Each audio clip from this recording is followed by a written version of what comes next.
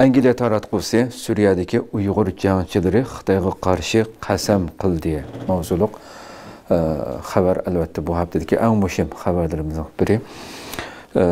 Telegraf gazeti buni 13 dekabr Suriyadagi Uyg'ur jangchilar keyingi qadamda Xitoyga qarshi otlandiganligi haqida qasam qildi mavzusi bilan bu xabarni 13 dekabr berdi. Albatta bu xabarning ichida kundalik xabarimizda tafsiliy holatda berdik. Türkistan İslam Partiyasi asosliq vazifamiz Sharq Turkiston musulmonlarini Xitoy ishg'oliyatidan azod qilish degan shaklda muxbirning savoliga bu shaklda javob bergan bir qancha kishiningki so'zi elingan bu xabarning ichida Telegraf to'g'ri xabarda Bashar Asadni og'dirish janglariga hamkorlashgan Uyg'ur qurolli tashkilotining qurolli kurashni kelarki qatim Sharq Turkistonni ishg'ol qilib yetayotgan Xitoy bilan qiladiganligi haqida qasam qilganligi Turkiston Islom Partiyasining Suriya hokimiyati yiqilgan 8 dekabr kuni e'lon qilgan sinda harbiy forma kiygan shu albatta bu ijtimoiy fikr vositalarida nihoyat keng tarqaldi bu ko'rinishlar.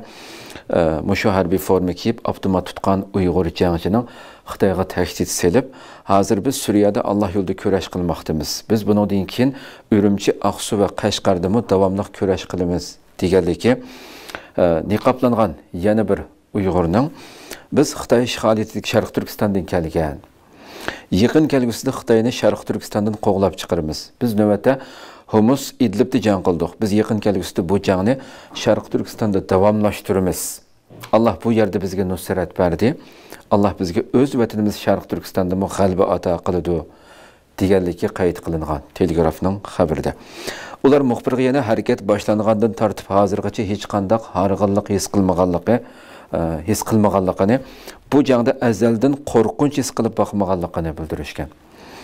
Sin uçurlarga asaslanganda Türkistan İslam Partiyasi 10 ve 11 dekabr kunlari Suriyaning strategik port shahri bo'lgan Laziqiya va Tartusga kirgan. Her iki shahar Suriyaning dengiz qirg'og'iga joylashgan bo'lib, bu yerda ilgari Rossiya qismlari turganligi hammamizga ma'lum.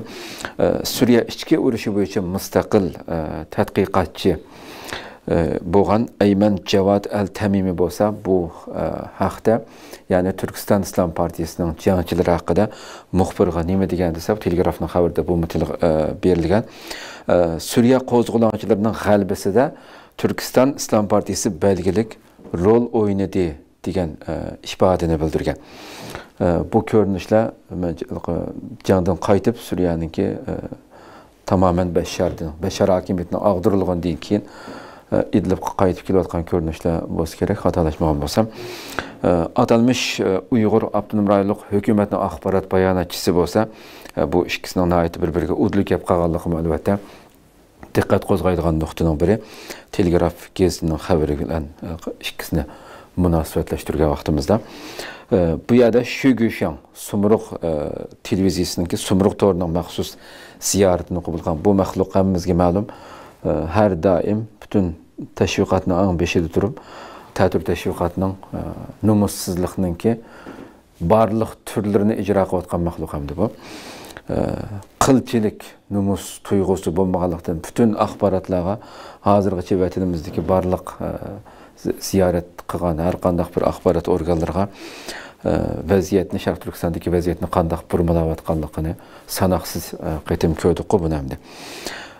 Bu ziyoratda Xitoy muxbiri uningda shunday so'raydi, hamda Sumruq to'rining muxbiri. O'rta Sharq vaziyati davolg'ib turgan bir vaziyatda Shinjongning navbatdagi muqim holatini davomli saqlab qolgan bo'lamdi deb so'ragan. Bu Shugushan bunga javob berib, Sharq Turkistonda 2016-yildan buyon hech qanday terrorlik voqeasi yuz bermaganligini, ammo buninglik bilan uxlab qilishga bo'lmaydiganligini, atrofdagi terrorlik kuchlarining aktiv holatda turayotganligini, ularning turli amallar bilan qayta singib kirishga va Sharq Turkistonda qayta ofat tug'dirishga urinayotganligini, bu sababli terrorlikdan mudofialanish va zarb berishning intayin muhim ekanligini da'vo qilgan bu numussiz. Deydi ki 2016 ya sen milletninki qalam turashchaqliq pichoqlarimiz zanjir savagan to'qi yurak maxluqlar. Qanaqasi oldu yani? Biraz numus qilishni bilmaydi-da endi. Degan dunyoga hayvi qilayotgan bu numussizlar. Yani şu derecede qamal qilib, aşındaq men menda dunyoga patmayapman deb dunyoga osmonga pichoq etayotgan bu maxluqlarning qanchalik qo'rqinchli ekanligini butun dunyodagi axborotlar, sinliq, videolik, rasmlik, sanoqsiz xabarlar, hujjatli filmlar ishlanib qo'yamdi. Bu darajada nomussiz hamdi. Yana o'shunda turib, yani qancha qo'rqayotganligini qarab qo'yaylik. Bu bayonotchining atalmış terrorlikqa qarshi turishni qayta ta'kidlashi dal shu mezgillarda ve O'rta Sharq vaziyati bilan Sharq Turkiston vaziyatini bir-biriga bog'lab turib, yana o'zining navbatda qilayotgan bu nomussizlarcha bostirish siyosatini yana aqlash uchun bu ifodani ishiltishi diqqat qo'zg'agan nuqtalarning biri deb qaralmoqda.